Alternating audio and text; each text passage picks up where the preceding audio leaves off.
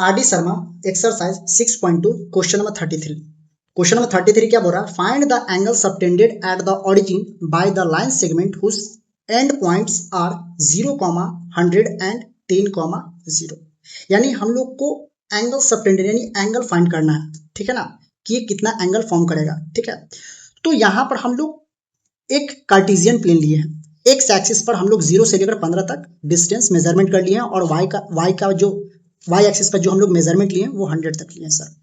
हमारे पास गिवन है x axis पर, एक्स में हम लोग कितना चले हैं सर? एक्स में हम लोग 10 चले हैं और वाई में कितना चले हैं? 0। ये हमारे पास पहले से ऑलरेडी है सर।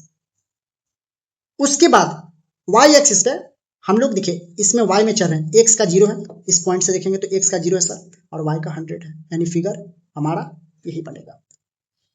एंगल फाइंड करने के लिए हम लोग ये पता करेंगे, अगर देखिए देखने से तो ये लग रहा है राइट एंगल ट्रायंगल, लेकिन देखने से और करने से वो चीज तो नहीं होगा ना, हमको फाइंड करना पड़ेगा।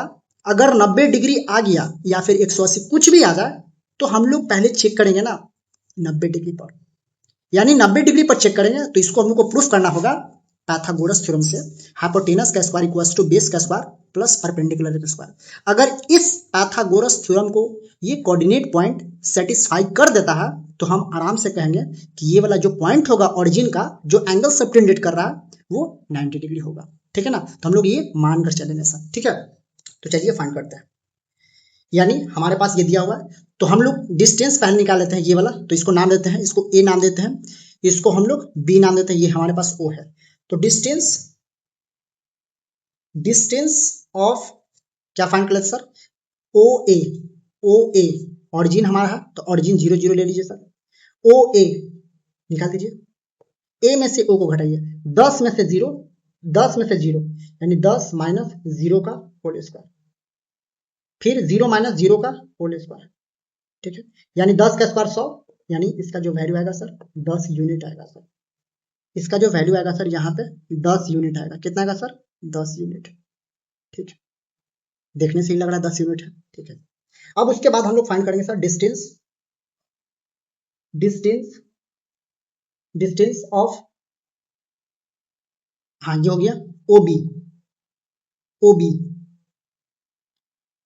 बी में से ओ को घटाइए, बी में से ओ को घटाइए, 0 माइनस 0 0, 100 माइनस 0 यानी 100 का स्क्वायर, 100 का स्क्वायर, तो ये स्क्वायर रूट इसको काट देगा सर, यानी 100 आएगा सर, 100 यूनिट। दिख भी रहा है सर ये 100 है, ठीक है ना, ये 100 है, ठीक है। अब ये निकालेंगे सर डिस्टेंस, यूनिट्स कर दीजिए, distance of A B,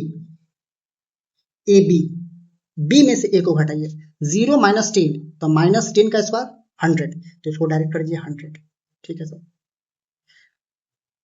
100 minus 0, 100 minus 0 यानी 100 का स्क्वायर, तो 100 का स्क्वायर मतलब 400 में, क्या होगा सर?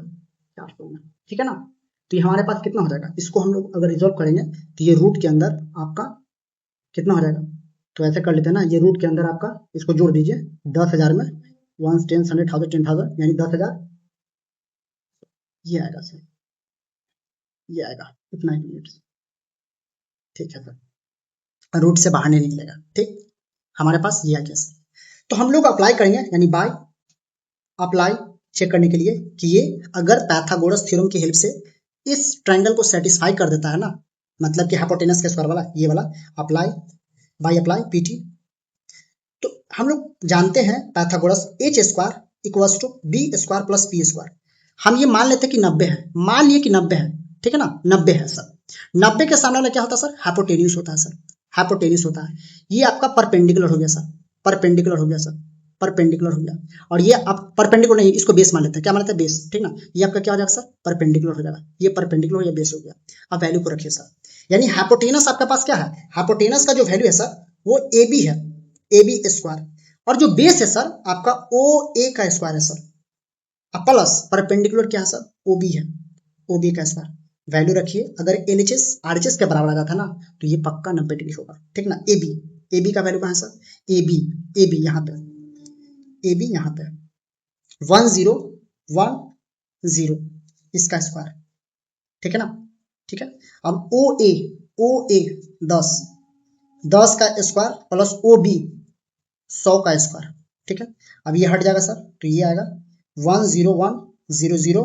अब 10 का स्क्वायर क्या हो जाएगा सर, 100 प्लस ये हो जाएगा सर 40, ठीक है ना। अब इसको जोड़ दीजिए 10, थोड़ा सा ऐसे कर लेते हैं सर, 10100, ठीक है। अब इसको भी जोड़ेगा तो ये आएगा 10100। यानी हमारे पास क्या दिख रहा है सर, एलएचएस जो है वो आरएचएस के बराबर है। तो कह सकते हैं जो एंगल होगा सर, थीटा जो होगा सर, वो पक्का क्या होगा सर, 90 डिग्री। यानी कितना एंगल होगा सर, 90 डिग्री होगा। यानी क्वेश्चन नंबर 33 का जो रिक्वायर्ड आंसर होगा वो 90 डिग्री।